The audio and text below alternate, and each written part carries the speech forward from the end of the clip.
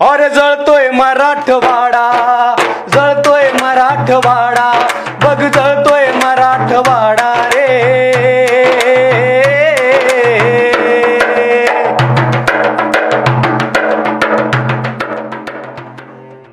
त्या काळात जातीयवाद प्रचंड फोफावला होता.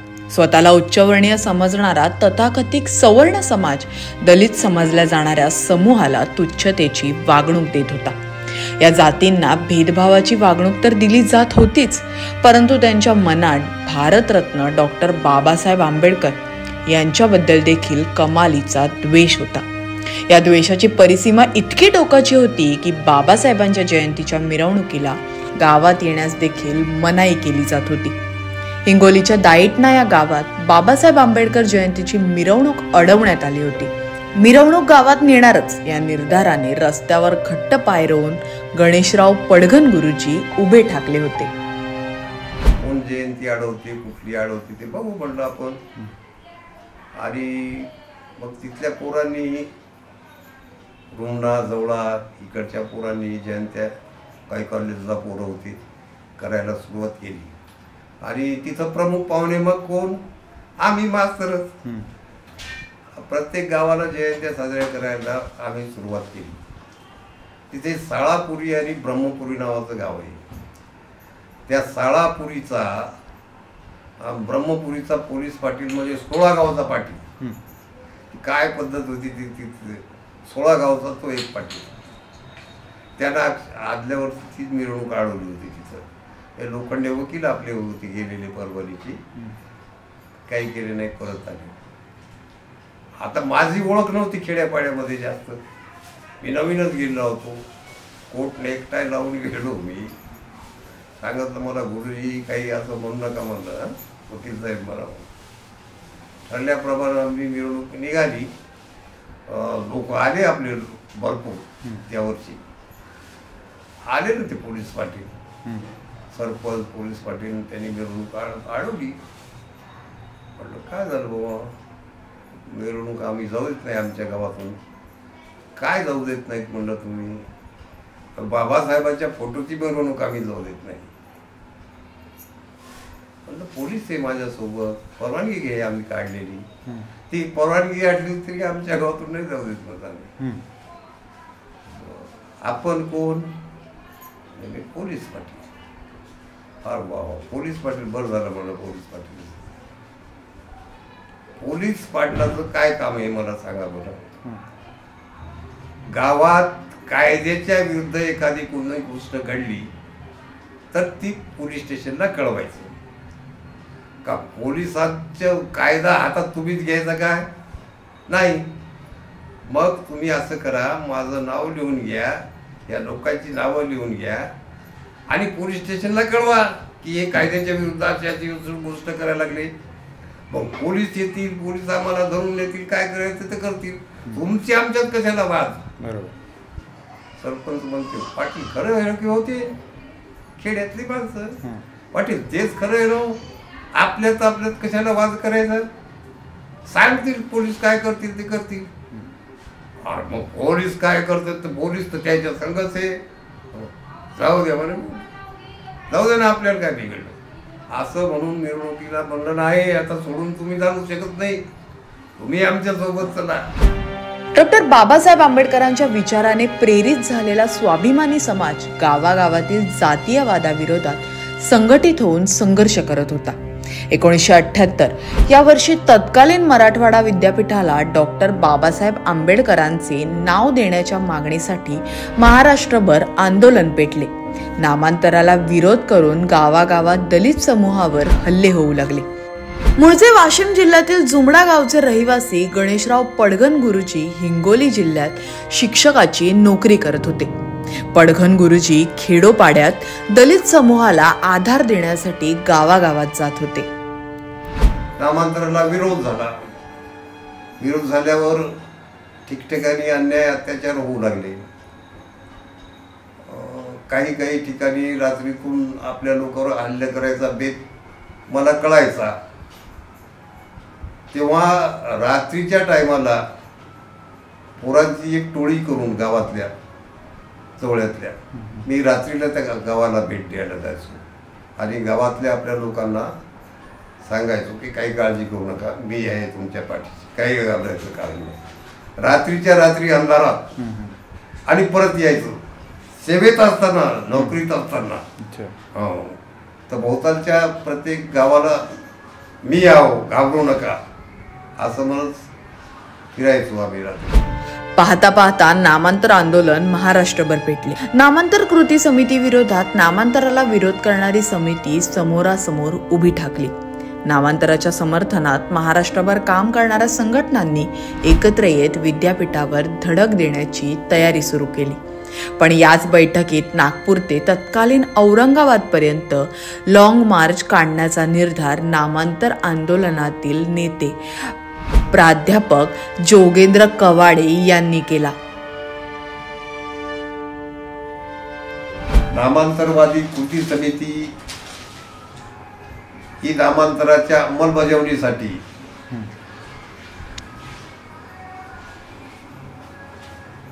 डॉक्टर प्राध्यापक बापूराव जगताप औरंगाबाद यांच्या नेतृत्वाखाली स्थापन झाली. तर नामांतक विरोधक कृती समिती ही गोविंदभाई सराफच्या नेतृत्वाखाली होती. ती विरोध करण्याचं काम करत होती आणि ही जगतापच्या नेतृत्वाखाली नामांतरवादी कृती समिती, नागरिक कृती समिती यांनी हे काम सुरू केलं. दरम्यान नागपूरमधून एक नामांतरवादी कृती समिती आहे, बाबा दळवी वगैरे हे त्याच्यातली कृती समिती. ही कृती समिती काम नामांतराच्या फेवर करू लागली आणि 6 डिसेंबर 1979 रोजी जेव्हा औरंगाबादला धडक मोर्चा काढायचं सगळ्या लोकांनी ठरवलं, तेव्हा नामांतरवादी कृती समिती हे बापूराव जगतापची कृती समिती, बाबा दळवीच्या नेतृत्वाखाली नागपूरची कृती समिती आणि बाबा आढावच्या नेतृत्वाखाली कृती समिती, या सगळ्यांनी एकच ठराव केला की कसेही करून 6 डिसेंबर 1979 मराठवाडा युनिव्हर्सिटीवर सर्वांनी दाखल व्हायचं आणि जबरदस्तीने नामांतर करायचं, असं धडक द्यायची असं ठरवलं. तर जेव्हा नागपूरला बैठक झाली या कृती समिती, बापूराव जगताप वगैरे होती, त्या की धडक तर द्यायची सर्वांनी मिळून, पण कशा प्रकारे. त्यावेळेस जोगेंद्र कवाडे सरांनी लॉंग मार्चची कल्पना मांडली की लॉंग मार्च मी या दीक्षाभूमीहून औरंगाबाद पर्यंत पैदल मार्च घेऊन येतो. त्यावेळेस ती कल्पना सगळ्यांनीच उचलून धरली. बापूराव जगताप तर मोठा सद्गतीत झाला, पण एवढं धाडस कोण करणार, तर कवाडे सरांनी सांगितलं की स्वतः करणार आणि मग त्यांनी तिथून लॉंग मार्च काढला. 11 नोव्हेंबर 1979चा दिवस उजाडला. मराठवाडा विद्यापीठाला डॉक्टर बाबासाहेबांचे नाव देण्यात यावे या मागणीसाठी हजारो लोक नागपूर ते तत्कालीन औरंगाबाद पर्यंत आगेकूच करू लागले. रस्त्यात मोठमोठ्या सभा होऊ लागल्या. ही बातमी रेडिओ, वर्तमानपत्राद्वारे गावागावात पोहोचू लागली. महाराष्ट्रातला आंबेडकरी समाज नामांतराच्या घोषणेने पेटून उठला, रस्त्यावर उतरू लागला. ज्या अनगावात नामांतराची मागणी करणाऱ्या 50 कुटुंबाची घरे पेटवण्यात आली, त्याच अनगाव येथून गणेशराव पडघन गुरुजींनी दुसरा एक लॉंग मार्च काढला, जो पुढे राहिरी येथे मुख्य लॉंग मार्च मध्ये सामील होणार होता. एकदम नामांतराच्या घोषणेनं, लॉंग मार्चच्या घोषणेनं एकदम सगळं आंबेडकरवादी चळवळीचा झाल्यासारखा झाला पूर्ण. आणि प्रत्येक माणूस, त्यावेळेस TV नव्हती, रेडिओ ऐकत होता. रेडिओच्या बातम्यात लॉंग मार्च कुठपासून कुठपर्यंत आला आणि त्या ठिकाणी जी रात्री सभा व्हायची, त्या सभेमध्ये जे कवाडे सर बोलायचे ते थोडंसं भाषण हे त्यावेळेस त्या रेडिओवर ऐकायचं, लोक ऐकायचे रेडिओ, आणि त्यामुळं वातावरण बदलून गेलं. आणि ते वातावरण पाहून त्यांच्या त्या साप्ताहिक जयभीम मधून देखील त्याचा प्रसार झाला. साप्ताहिक जयभीम त्यावेळेस जोरात चालत होतं. ते पाहून ज्या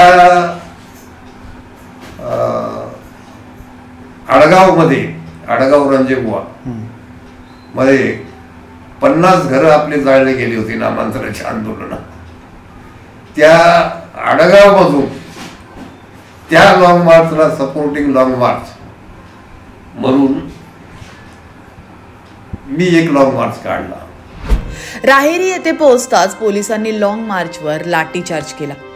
सरकारने जमावबंदी लागू केली, पण साहेबांच्या विचाराने जागृत झालेले आंबेडकरी अस्मितेने पेटून उठलेले लोक तेथून घरी परतले नाहीत, तर मिळेल त्या वाहनाने 6 डिसेंबरपर्यंत तत्कालीन औरंगाबाद येथे पोहोचले. योगायोगानं दुसऱ्या दिवशी लॉंग मार्च अडवला.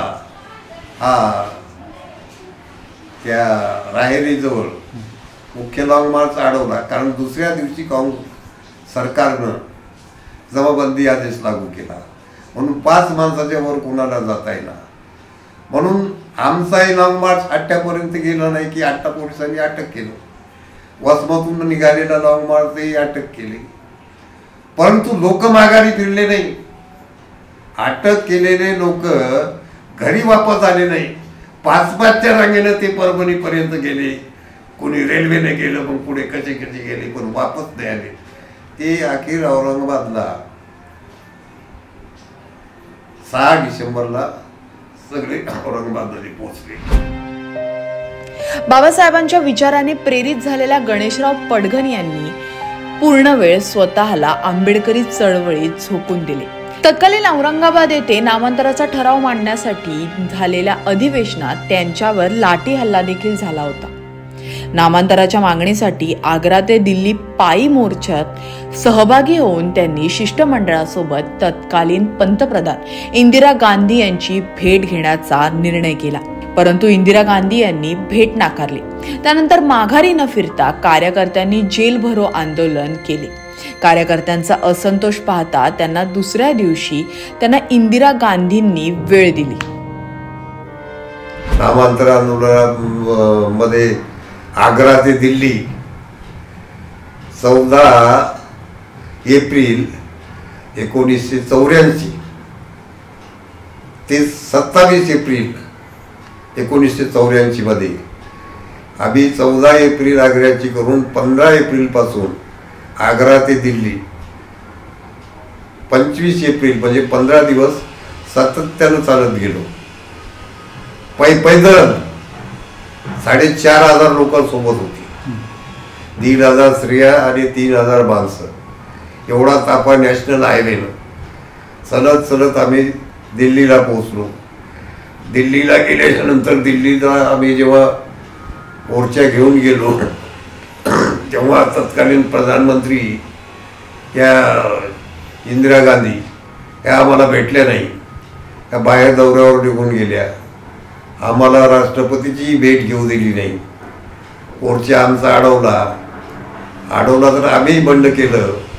पोलिसांनी मोर्चा अडवला, लोकांना जेलमध्ये घातलं तर आम्ही जेलमध्ये जात असताना आम्हाला कुठल्याही प्रकारे इंदिरा गांधीची भेट घ्यायची होती, पण दिल्लीचे लोक इतके पेटून उठले एका भाषणानं सरांच्या की ते नाही हम जेल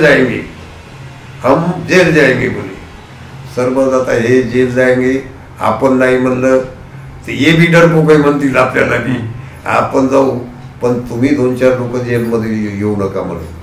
मी जातो याच्याबरोबर, तुम्ही राहा.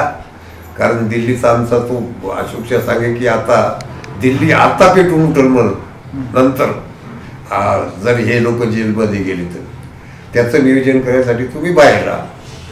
पुन्हा आम्ही बाहेर राहिलो आणि लोक जेलमध्ये गेले. पुन्हा गव्हर्नमेंटनं ते जेलमधले लोक ताबडतोब सोडून दिले आणि आश्वासन दिलं की उद्या सकाळी इंदिरा गांधीची तुमची भेट होणार. आणि मग म्हणून आमचे सगळे लोक जेलमध्ये आले. ठरल्याप्रमाणे उद्या सकाळीच इंदिरा गांधीची भेट घेण्यासाठी शिष्टमंडळाला घेऊन जायला पोलीस आले. स्वतः पेशाने शिक्षक असलेल्या पडघन गुरुजींनी संघर्षाचा मार्ग स्वतः निवडला. पूर्ण वेळ आंदोलनात उतरल्यानंतर त्यांना स्वतःची नोकरी सोडावी लागली. कित्येक दिवस जेलमध्ये काढावे लागले. बाजारच्या जवळ आसोला पाटीवर त्यांनी रस्ता रोको केला आणि त्यामुळं ते 33 माणसं आणि 13 स्त्रिया यांच्या टोळीला अटक करून नेलं तिथं पोलिसांनी. आणि मला नंतर 2 दिवसानंतर हिंगोलीत अटक केली. आणि मला अटक करून नेल्यावर मला म्हणजे 151 बर्बमध्ये नेलं प्रिव्हेन्शनमध्ये. मग तिथे गेल्यानंतर हे लोक सगळे एका बराकमध्ये ठेवली होती. तर मला जनरल साहेबांनी विचारलं की बुवा तुम्हाला क्लास 1 आहे, तुम्हाला वेगळी रूम देता येते मला, तर तुम्हाला वेगळे रूम देऊ का या लोकांमध्येच राहता? तर मी म्हटलं मला वेगळं कशाला देता, मी माझ्या लोकांमध्येच राहतो ना. गणेश उत्सव काळात देखील त्यांना अटक केली गेली होती. ही अटक म्हणजे पोलिसांनी आंबेडकरी कार्यकर्त्यांवर केलेला जुलूम असल्याची त्यांची भावना होती. त्यांनी याबाबत स्वतः कोर्टात आर्ग्युमेंट केले. कोर्ट देखील जातीयवादी आहे का असा खडा सवाल त्यांनी उपस्थित केला होता. गणेश उत्सवात काही होणार नाही माझ्याकडून किंवा मी गव्हर्नमेंट सर्वंट आहे तशी काही गोष्ट झालेली नाही. उलट माझ्या नावातच गणेश आहे हेही पटवून सांगणं. तरीही मॅजिस्ट्रेटचं समाधान झालं नाही. 15 दिवस ठेवलं तर काय बिघडलं. मग मला आला राग आला. म्हटलं सर मे आहे म्हणलं. मॅजिस्ट्रेटलाच होतं आला विचारलं. म्हटलं सर मे आहे म्हणजे यस. आणि मग मात्र एका आरोप जे पोलिसांनी माझ्यावर लावले होते जेलमध्ये मला अभ्यास झाला होता त्याचा. प्रत्येक आरोपाचं खंडन मी माझ्या 20 मिनिटाच्या आर्ग्युमेंटमध्ये प्रत्येक आरोपाचं खंडन केलं. एवढंही करून शेवटी मी काय म्हणणार होतो हे तेलगोटी वकिलांनी ओळखलं होतं. ते मला त्यांनी म्हणू दिलं नाही. म्हणलं की बाबा या तत्कालीन परभणी जिल्हा होता. परभणी जिल्ह्यामध्ये पोलिसांचं मला आभार मानावं लागतील की परभणी जिल्ह्यामध्ये ज्या काही लोकांवर दारू काढण्याच्या केसेस असतील, काही चोरीच्या केसेस असतील ते बुद्धाने केलेल्या, त्या लोकांनाही दारू काढायला मीच लावली, चोऱ्या करायला मीच लावले असा आरोप केला नाही. याच्याबद्दल पोलिसाचे धन्यवाद मानतो. बाकी तर सगळे आरोप केले म्हटलं तर सर्वच लोक हसले. तर वरीलप्रमाणे सगळे माझ्या विरुद्ध लावलेले आरोप हे निकालच आणि खोटे आहेत. आणि एवढंही करून जर सन्माननीय कोर्टाला ते मान्य असेल तर मी म्हणणार होतो ते तेलगोटे साहेबांकडं तरी कोर्ट सुद्धा जातीवादी असं म्हणणार होतो मी. पण तेलगोटे साहेबांनी म्हणलं थांबा. 151 कलम 5 ऑगस्टला अंमलात आले. पण एका आठवड्यातच या कलमाअंतर्गत अटक होणारी व्यक्ती हे पडघन गुरुजी होते. हा किस्सा ते अभिमानाने सांगतात. विशेषतः सगळे वकील जमले होते कारण 151(3)ब हे 5 ऑगस्ट 1981 राष्ट्रपतीनं संमत केलं होतं. आणि 17 ऑगस्टचा आरोपी मी म्हणून ते सेक्शन नवीन आलं. आणि ते सेक्शन फार मोठ्या माणसाच्या विरुद्ध वापरायचं सेक्शन होतं. म्हणून सगळी वकील मंडळी एवढ्या मोठ्या माणूसच कोण या आरोपामध्ये केला ते सगळे जण जमले होते. आणि मी जेव्हा माझ्या आरोपाचं प्रत्येक गोष्टीत खंडन केलं तेव्हा प्रत्येकाला असं वाटलं की आता सुटका होईल. कारण काही ठेवलं नाही ना पोलिसांच्या आरोपाचं. माझी सुटका होईल असं निश्चितच वाटलं. पण तू सगळं घेतलं त्या न्यायाधीशानं. आणि शेवटी it will not be so harmful if the accuser may be kept in my custody for a period of 4 time. शेवटचा रिझल्ट त्यांना असंच दिला. सगळे लोक नाराज झाले. मग आमचे तेलगोटे मात्र म्हणले की सगळे लोक नाराज झाले तरी मी खुश आहो, कारण कोर्टामध्ये तुम्ही इतकी चांगली आर्ग्युमेंट केली म्हणे एखाद्या वकिलालाही करता येणार नाही, आणि 15 दिवस राहिलोच होतो जेलमध्ये. माझी भीती संपली होती, आणखी 15 दिवस राहील काय हरकतच नव्हती ना मला, पण पुन्हा 15 दिवस मला जेलमध्ये काढावं लागले. नोकरी सोडल्यानंतर कुटुंबावर आर्थिक संकट आले होते. कुटुंबाचा दैनंदिन खर्च, मुलांचे शिक्षण याची मोठी अडचण झाली होती. पण या सर्वावर त्यांच्या पत्नी सुनीता पडघन यांनी मात केली. विद्यापीठावर बाबासाहेबांच्या नावाचा लागलेला बोर्ड पाहून त्यांना सोसलेल्या दुःखाचा आज अभिमान वाटतोय. ज्यावेळेस आंदोलन केलं होतं त्यावेळेस 15 दिवस जेलमध्ये होती. तेव्हा माझे तिन्ही लेकरं बिमार होते. मग त्यावेळेस बिन समजा निभवलं दवाखाना वगैरे करून चालवलं. आता एकदम चांगलं वाटते, म्हणजे नामांतर झालं मनाला समाधान वाटलं की बाबा आपण जे केलेलं सगळं काही चांगलं झालं. भारतातील आंबेडकरी विचार आज 7 समुद्रापार पोहोचले. परदेशातील शोषित वर्ग बाबासाहेबांच्या संघर्षातून प्रेरणा घेत भेदभावाविरोधात संघर्ष करतोय. स्वतःला गाडून घेत बाबासाहेबांच्या संघर्षाचे पिवळे धम्मक कोंब जिवंत ठेवणाऱ्या पडघन गुरुजींसारख्या कार्यकर्त्यांच्या त्यागावर निळा ध्वज आज अभिमानाने फडकतोय. तो तसाच फडकत राहावा यासाठी असे असंख्य पडघन गुरुजी निर्माण होण्याची गरज आहे.